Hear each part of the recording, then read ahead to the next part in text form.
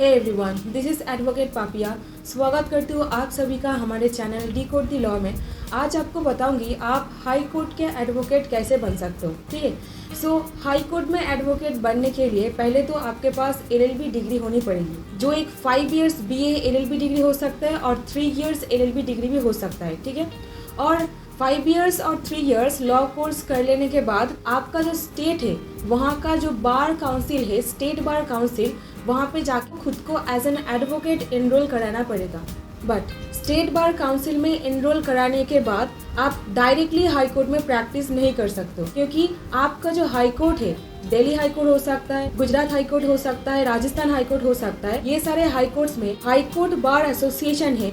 यहाँ पे एनरोल कराने के लिए आपको कुछ प्रोसीजर फॉलो करना पड़ेगा। ठीक है, आपको कुछ फॉर्म फिल करके सबमिट करना पड़ेगा, आपको फीस देना पड़ेगा। तो आइए देख लेते हैं क्या प्रोसीजर है, कौन सा फॉर्म की बात मैं यहाँ पर कर रही हूँ। आपको सबसे पहले टेम्पोररी एनरोलमेंट जो फॉर्म है उसको फिल करके सबमिट करना पड़ता है, क्योंकि हाई कोर्ट में आपको डायरेक्टली परमानेंट मेंबरशिप नहीं दिया जाता है एज एन एडवोकेट। और आपका ये जो टेम्परेरी मेंबरशिप है 3 साल हो जाने के बाद, हाई कोर्ट में प्रैक्टिस करते हुए 3 साल हो जाने के बाद आपका जो टेम्परेरी मेंबरशिप है उसको परमानेंट किया जाता है। तो सबसे पहले आपको ये टेम्परेरी मेंबरशिप लेने के लिए आपको कुछ डॉक्यूमेंट्स टेम्परेरी फॉर्म के साथ अटैच करके सबमिट करना होता है। तो सबसे पहले हाई कोर्ट का जो बार एसोसिएशन का जो ऑफिस है वहाँ पर आपको जाना पड़ेगा।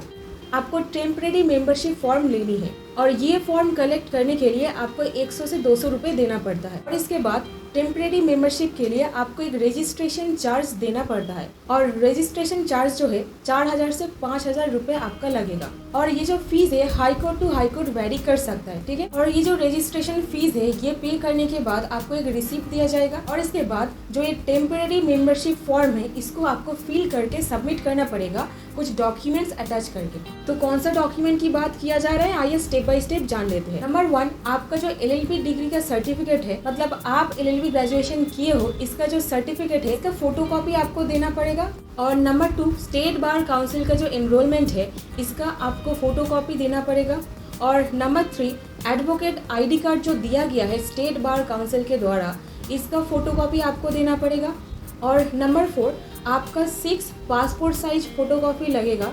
ये जो पासपोर्ट साइज फोटोकॉपी है आपका प्रॉपरली पूरा एडवोकेट ड्रेस में आप हो ऐसा फोटो आपको देना पड़ेगा, मतलब कोई स्टाइल वाइल मार के आप फोटो खींच लिए हो ऐसा फोटो नहीं चलेगा। आपका एडवोकेट का ड्रेस पहने हुए जो फोटो है वो देना पड़ेगा। फिर में आपको एक एफिडेविट कराना पड़ेगा, मतलब ये एक डिक्लेरेशन होगा जो आपको देनी पड़ेगी दैट आपका कोई पास्ट क्रिमिनल रिकॉर्ड नहीं है और आपका कोई दूसरा बार एसोसिएशन में आपका कोई मेंबरशिप नहीं है। और ये आपको 10 रुपये का जो स्टैम्प पेपर है उसमें टाइप करानी होगी। और नेक्स्ट जो डॉक्यूमेंट है वो है रेजिडेंशियल प्रूफ। रेजिडेंशियल प्रूफ में आप आधार कार्ड, वोटर कार्ड, आपका पासपोर्ट कोई भी एक दे सकते हो, कोई प्रॉब्लम नहीं है। ठीक है, और अनदर जो सबसे इम्पोर्टेंट डॉक्यूमेंट जो लगता है वो है सर्टिफिकेट ऑफ प्रैक्टिस, COP। ये आपको मिलता है ऑल इंडिया बार एग्जामिनेशन जो बार काउंसिल ऑफ इंडिया के द्वारा कंडक्ट किया जाता है, ये एग्जामिनेशन क्लियर कर लेने के बाद। तो यहीं पर ही मैं सबको बताती हूँ, और कमेंट पर भी क्वेश्चन पूछा जाता है, अगर मैं अपनी स्टेट पर ही प्रैक्टिस करना चाहूँ तो क्या मुझे ऑल इंडिया बार एग्जामिनेशन देने की कोई भी ज़रूरत है? तो यहीं पर मैं सबको बताती हूँ, आप लॉ ग्रेजुएशन कर लेने के बाद स्टेट बार काउंसिल का एनरोलमेंट और ऑल इंडिया बार एग्जामिनेशन, ये 2 जो स्टेप और बाकी रहता है लॉ ग्रेजुएशन करने के बाद, आप एक बारी में ही कंप्लीट कर लो। और ये करने से आप एक सिक्योर जोन में आ जाओगे। और इसके बाद जब भी अगर आप हाई कोर्ट में प्रैक्टिस करना चाहो तो आप तुरंत टेम्परेरी मेंबरशिप फॉर्म फिल कर दे सकते हो। अगर आप AIB नहीं क्लियर करोगे तो आप हाई कोर्ट में एडवोकेसी नहीं कर सकते हो, आप हाई कोर्ट में वकालत नहीं कर सकते हो। ठीक है, तो इसीलिए आपके लिए ऑल इंडिया बार एग्जामिनेशन देना बहुत ही इम्पोर्टेंट हो जाता है। और लास्ट जो डॉक्यूमेंट है वो है रिकमेंडेशन लेटर। और ये जो रिकमेंडेशन लेटर है आपको मिलेगा 2 हाई कोर्ट प्रैक्टिसिंग एडवोकेट से। ठीक है, मतलब जो एडवोकेट हाई कोर्ट में प्रैक्टिस करते हैं और उनके एक्सपीरियंस 10 साल या 10 साल से ज़्यादा हो चुके हैं, आपको उनसे रिकमेंडेशन लेटर लेनी पड़ेगी। और उसके बाद आप ये जो सारे डॉक्यूमेंट, मैं टोटल यहाँ पर 9 डॉक्यूमेंट्स के बारे में आपको बताई, ये 9 डॉक्यूमेंट्स को टेम्परेरी मेंबरशिप फॉर्म के साथ स्टेट बार काउंसिल का जो ऑफिस है वहाँ पर जा कर के आपको सबमिट करनी पड़ेगी। ठीक है, और यहीं पर ही प्रोसेस ख़त्म नहीं हो जाता है।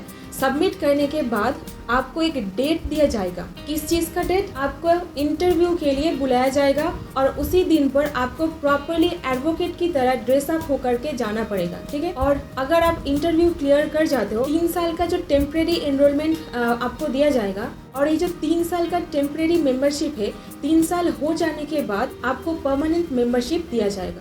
तो यही है एक हाई कोर्ट में एडवोकेट बनने की प्रोसेस। ये जो प्रोसेस है ये फॉलो करके ही आप एक हाई कोर्ट में एडवोकेट बन सकते हैं। और एक बात, यहाँ पे आपका जो इंटरव्यू लिया जाएगा ये लिया जाएगा हाई कोर्ट बार एसोसिएशन में जो सीनियर एडवोकेट्स है उनके द्वारा। तो ये सारे 9 डॉक्यूमेंट्स के बारे में जो मैं आपको बताई, टोटल 9 डॉक्यूमेंट्स आप गिन लीजिएगा।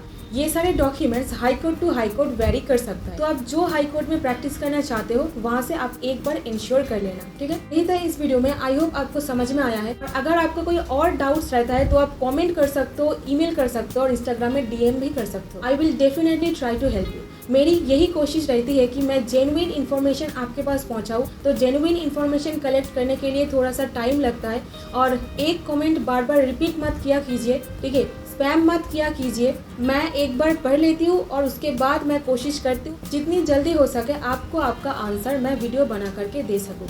तो सबको आंसर दिया जाएगा। वीडियो बनाने में थोड़ी सी टाइम लगता है, तो तब तक पेशेंस बनाए रखें, अपने धैर्य बनाए रखें। तो मिलते हैं किसी और वीडियो में। Till then stay happy, stay blessed, keep learning new things, respect your parents. Thank you so much for watching this video.